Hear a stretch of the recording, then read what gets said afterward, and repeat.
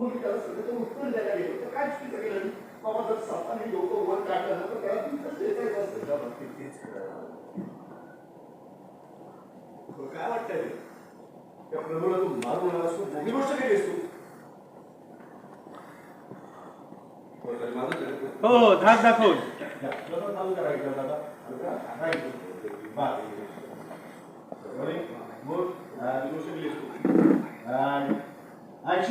अरे धाक दाखव बळजबरीने आदर करत असतो. भीतीने मिळालेला आदर 2 दिवस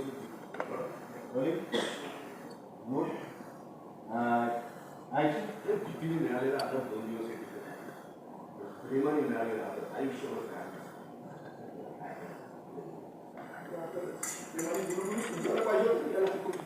आणि तो माणूस आहे का प्रेमाच्या लायकीचा? तू आहेस का घरात राहण्याच्या लायकीचा? तरी पोचतोच आहे ना तुला. त्याची जाण ठेव.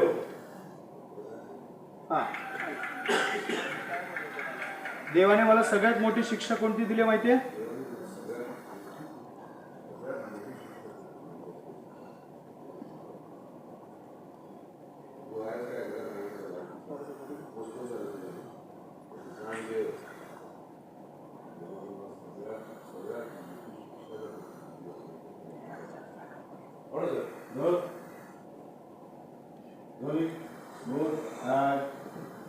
तू आहेस का घरात राहण्याच्या लायकीचा?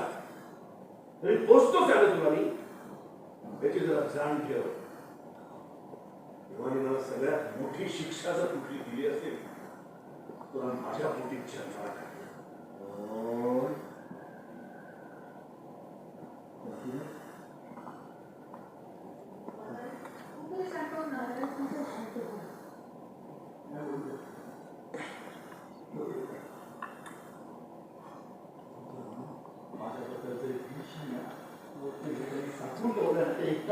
बाहेर पडू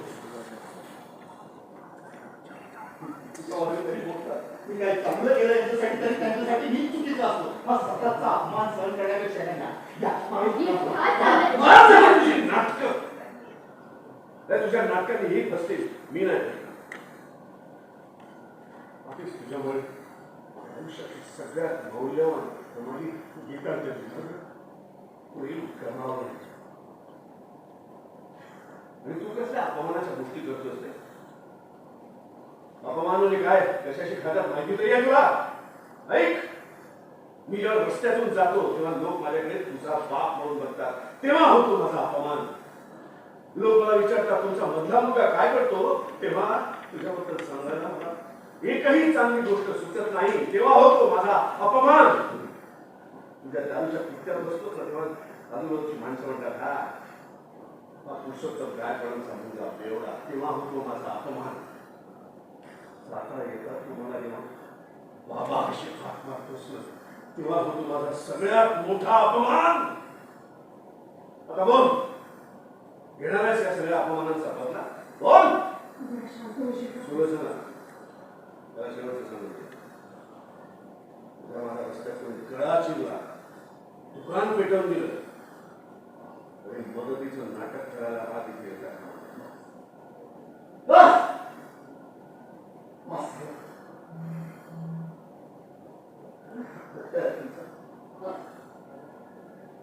काय हा एवढा राग काय माझ्याबद्दल तुमच्या मनात?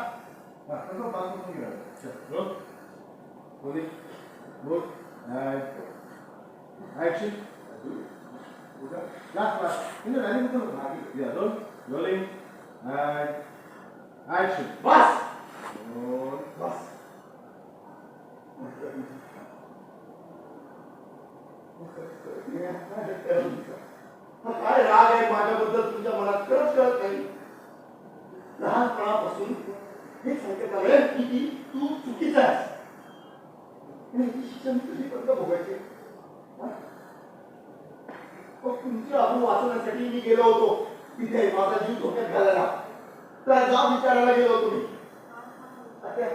सांग मला, तू सांग मला, तुझा स्वाभिमान जर का तुझा स्वाभिमान वाचवण्यासाठी म्हणून तुझ्या नवऱ्याला सोडून आहे, तुझ्या भावाकडे, आणि त्याच भावाने जर का तुला चुकीची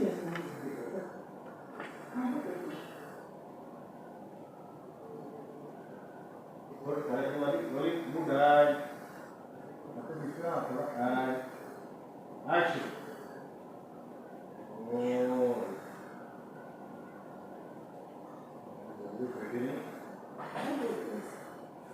तुम्हाला बोलतो आणि कुठल्या स्वरात बोलतोय ते कळतंय का तुला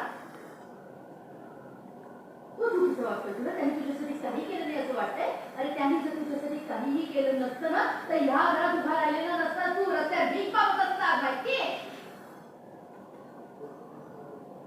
त्यांनी ते नाव कमवलंय प्रतिष्ठा मिळवली ना ती कमवणं तर दूरच रे ती सांभाळण्याची सुद्धा लायकी नाहीये तुझी ते सुद्धा कमाल नाहीये तुला पुरुषोत्तम गायकवाड हे जर नाव तुझ्या पाठीशी नसेल त्याच्यात काय किंमत आहे तुला एक बेवडा एक गावडा एवढीच किंमत आहे तुझी असं देव आहे आणि नुसतं देव म्हणून काही होत नाही त्याने देव प्रसन्न नाही होत त्याच्यासाठी देवाची आराधना करावी लागते माहितीये